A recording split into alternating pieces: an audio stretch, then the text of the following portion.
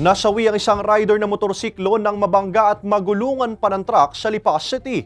Tutukan yan sa report ni Denise Abante.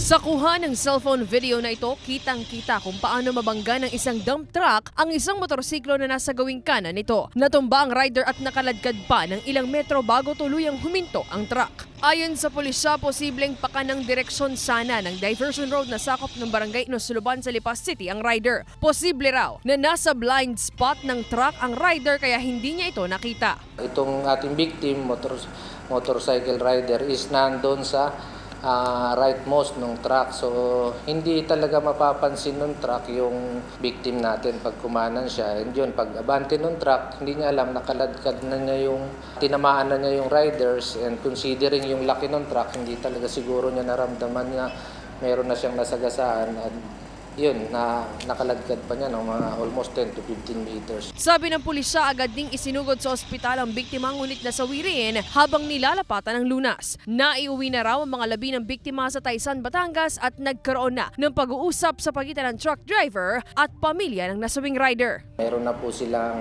initial settlement na sasagutin ng truck driver yung gastos sa punerarya at sa ospital.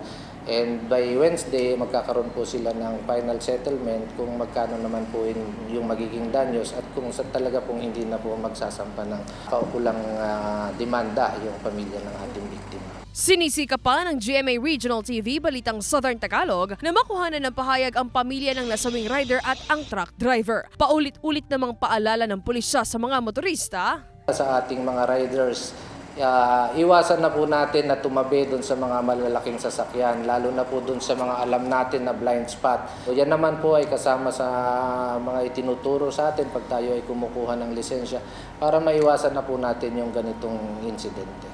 Kasama si J. R. Manjares, Denise Abante, Balitang Southern Tagalog.